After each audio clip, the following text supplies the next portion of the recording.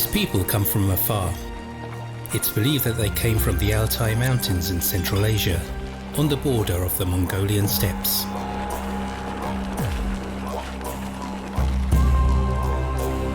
Earlier they were hunters, always in search of prey. Around 3,000 years ago they reached the taiga of the Urals in western Siberia and, later, the Arctic tundra of the Yamal Peninsula.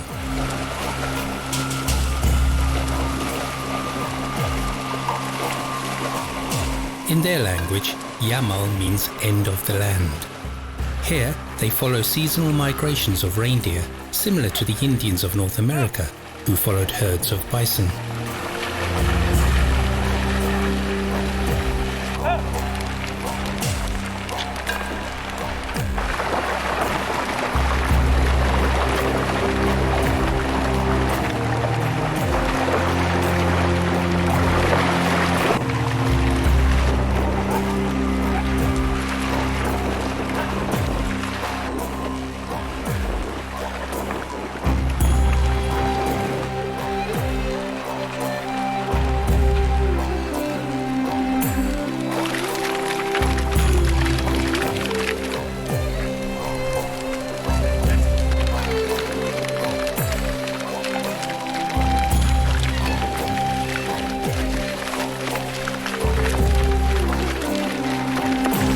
Nomads, as well as the Sami of Scandinavia and Lapland, and the Komi of the Urals, speak a Samoyedic language, and despite the attempt of government under Stalin to liquidate their shamans, today they see themselves as animists, or with some degree of Christianity. And more out of practical consideration than out of conviction, they took on Christian names.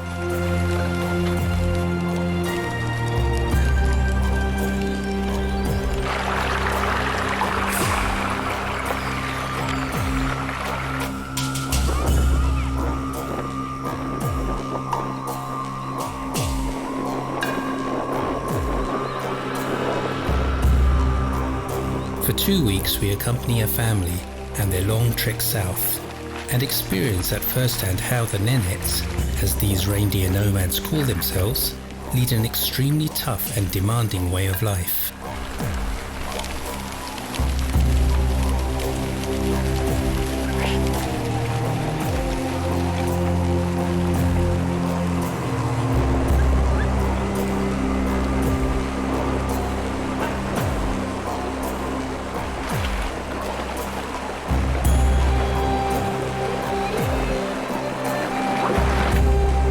They hardly ever now hunt wild reindeer, but accompany semi-domesticated herds on their natural migration and mostly use castrated male animals as draft animals for their sledges.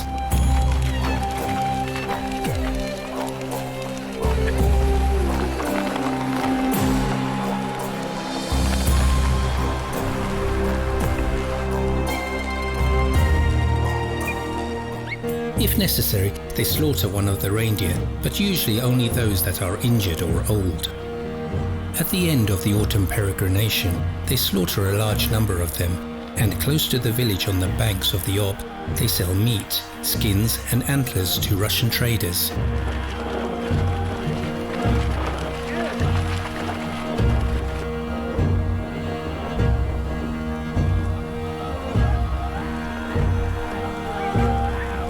They use the proceeds to buy kerosene for their lamps, sugar for tea, macaroni for soup, rice, biscuits and bread which has been dried out in the sun, as their supplies must last for the whole year until the following fall.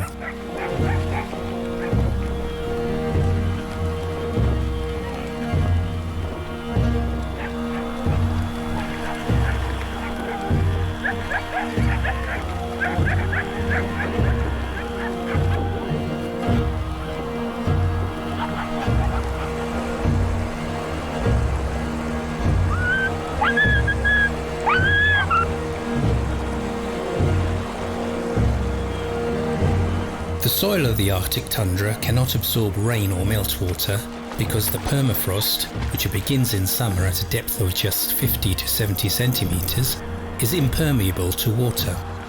So the land becomes a huge bog and travel is only possible by sledge. In order to transport all of their possessions, Nikolai's family requires 14 sledges and at least 60 draft animals.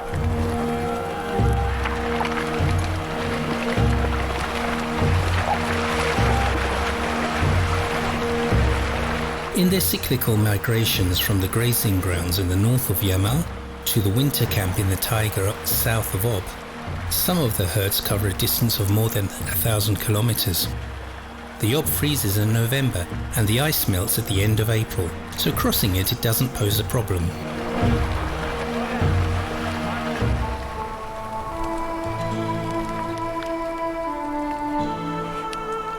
Before we reach our next destination, we must collect firewood, as, if on the next day we do not move on, we shall need much wood to maintain a fire throughout the day.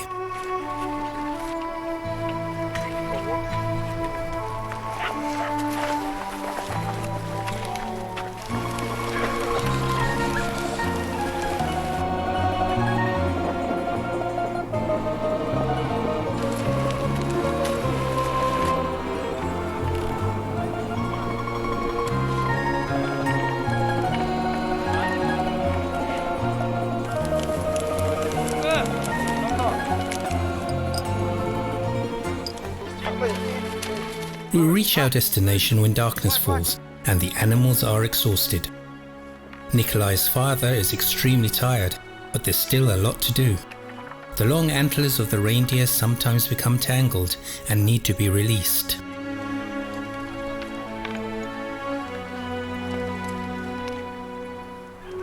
A decision has to be taken as to where the tent will be pitched. Its location must be flat and dry and not overgrown with lichen. The tents have about 35 poles, and their diameter is determined by the number of people that are going to be accommodated.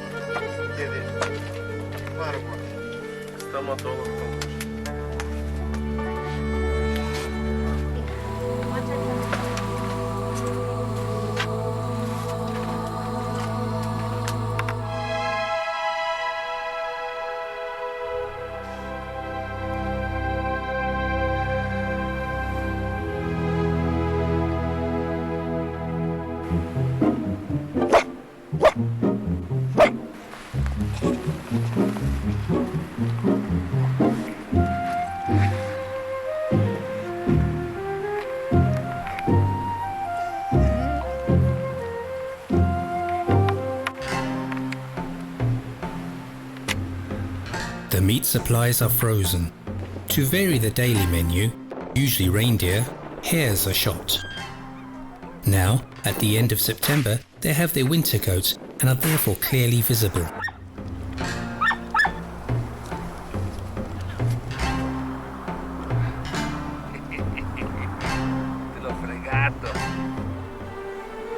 Sometimes a newborn reindeer doesn't make it. They are usually born at the end of May, but now the nights are desperately cold and so they can easily freeze to death. Their tender meat is given to Grandad, as he has problems with his teeth. Occasionally, an animal is slowly killed with a rope, and, as a religious ritual, the blood is drunk while warm. The Nenets believe that they will again be the owners of these animals in the afterlife. Nikolai checks if the water level of the river has decreased and, due to the cold, decides to wait one more day. The washing can also wait. The reindeer's bridle is made of leather, bone and antler horn, but in more recent times, plastic that is found in the deserted camps of Gazprom is preferred and is also used for decoration.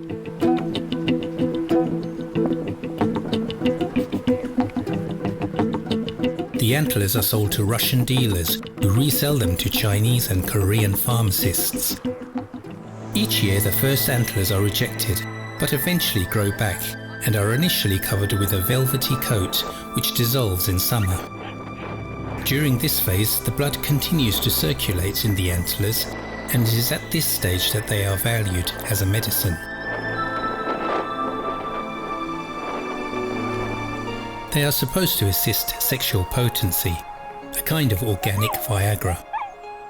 The dogs like the velvety fur of the horns and chew it in preference to the hard bones.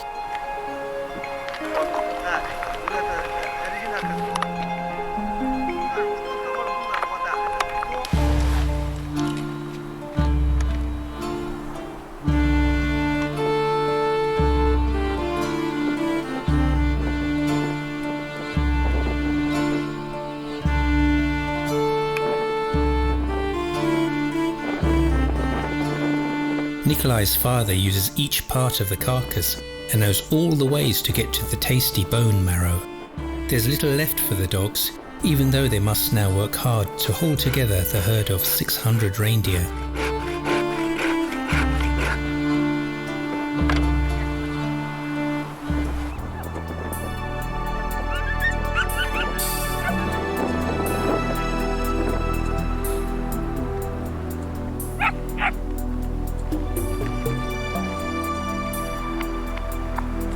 Nikolai's wife uses this free day to continue her work on a tent blanket for the winter. 100 reindeer skins are necessary for a double tent covering, and it provides optimal insulation in winter when the temperature decreases to -50 degrees centigrade. For sewing, she uses a thread that has been extracted from the sinews of a reindeer. She also sews a handbag with beautiful decorations, as well as felt boots and clothing for the entire family.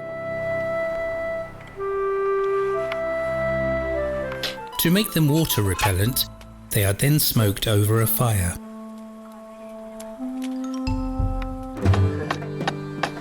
The sledges often need new runners, and Nikolai always ensures that he has a pair in reserve.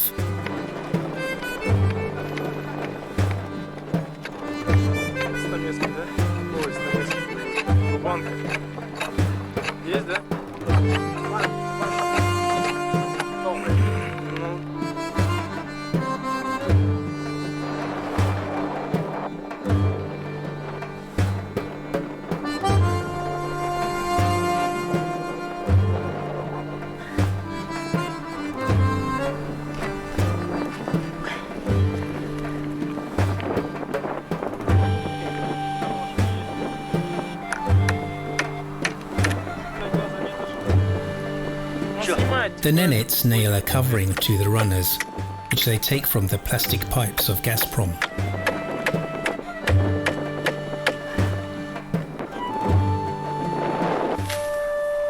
During this season, another task is collecting dry grass that the Nenets require in winter to pack inside their rubber boots.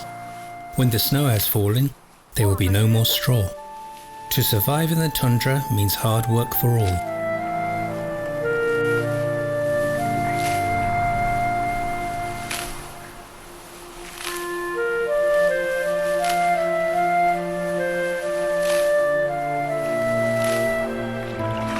A further task is to source drinking water for the camp, and for that it can sometimes prove to be quite difficult, as in some areas there's only an oily film on the surface, probably the residue of natural gas, which the Yamal has in abundance.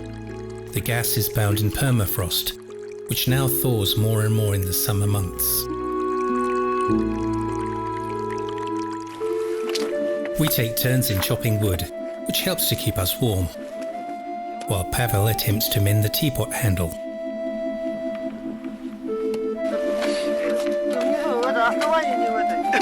Following a final check of the river's water level, Nikolai goes hunting, but without success, as now it's too dark.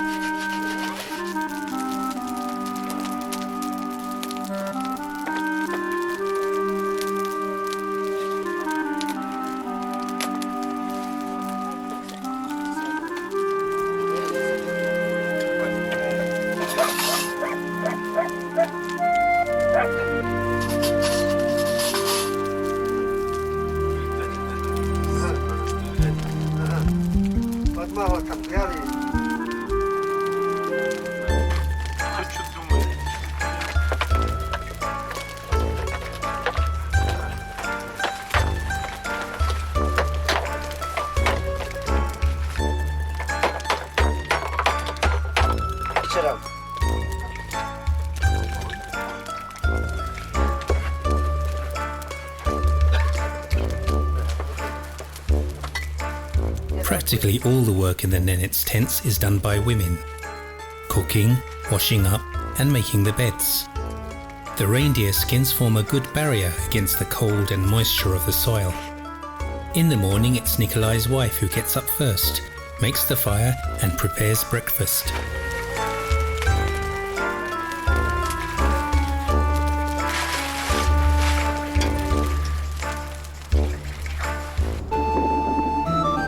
The weather changes fast in Siberia, and after it has snowed for 20 minutes, the sun usually returns.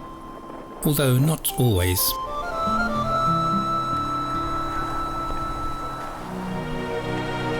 The Nenets don't plan according to the weather. It's all done by what seems best at the time, usually dictated by the herd.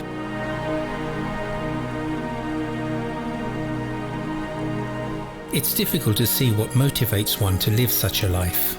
The province of Yamal is 1.5 times as big as France, and there are still 20,000 nomads in this huge tundra. Is it the freedom of the wild that makes them choose this lifestyle? But it may be just the reindeer who actually decide the day.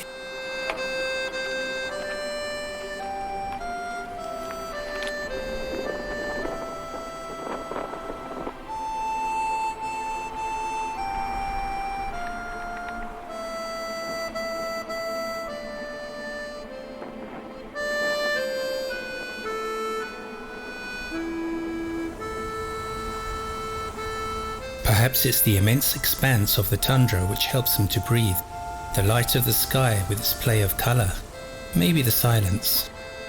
Siberia is a word of Turkish origin that means the sleeping land.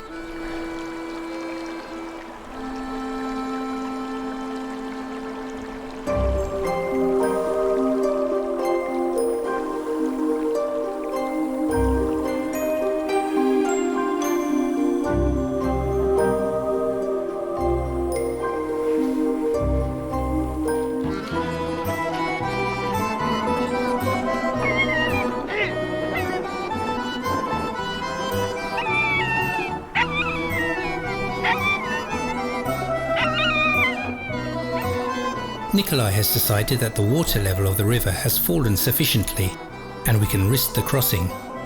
So it's tent down and let's go.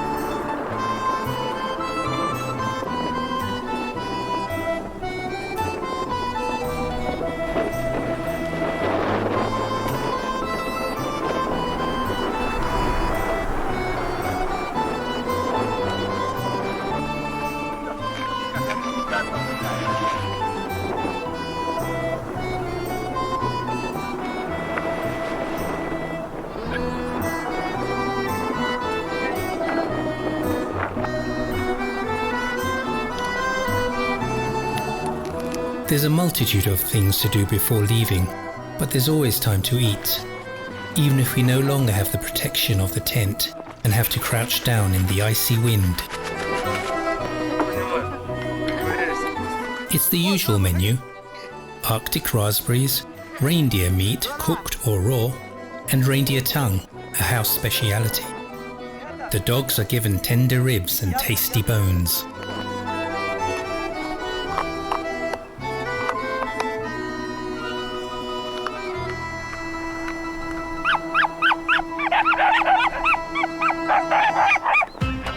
The main work really now begins.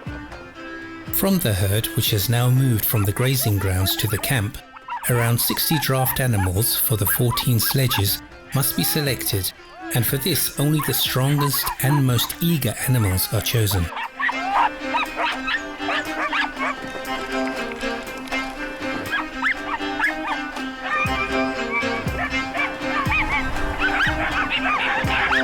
The trapping is laborious and takes 3 to 4 hours, and Nikolai's 83-year-old father does what he can.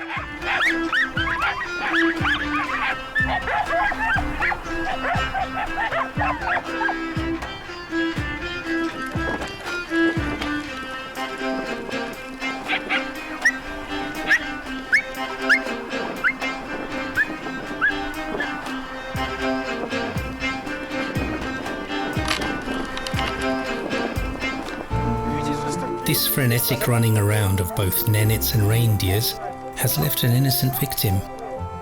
A lemming has been crushed in the frenzy.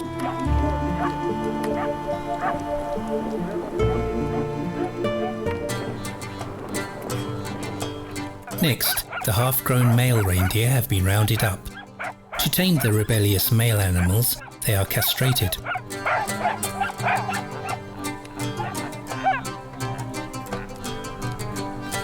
They use this opportunity to also vaccinate against various parasites, such as a nasty little fly that lays its eggs under the skin.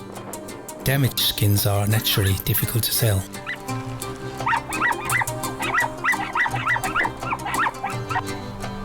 The bridling finally begins, and it's not exactly popular with the reindeer.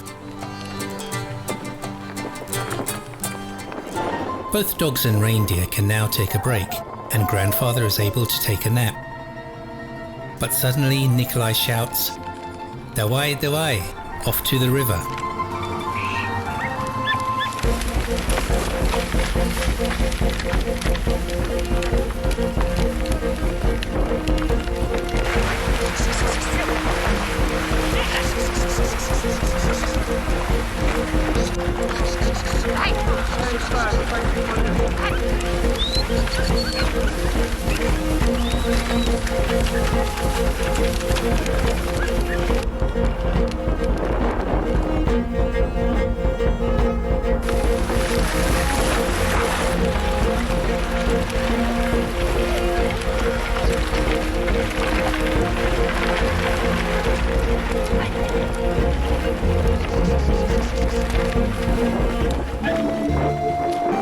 We finally arrive at a suitable crossing point of the large river. The next problem is to persuade 600 reindeer to cross it. At one time, the reindeer would choose the safest place to do so, but on this occasion, Nikolai finds a compromise. But there's no guarantee that we'll arrive on the other bank without taking a soaking.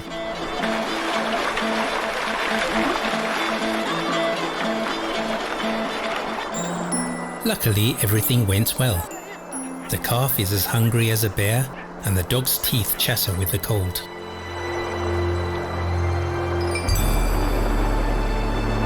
But not everyone has been lucky.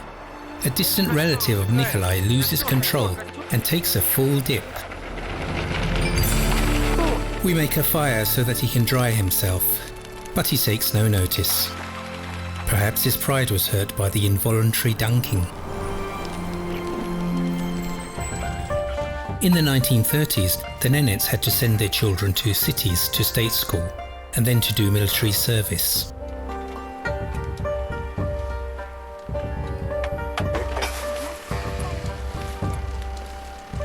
The Nenets' traditional way of life has altered much over the years. They are practical people, and a small generator comes in very useful.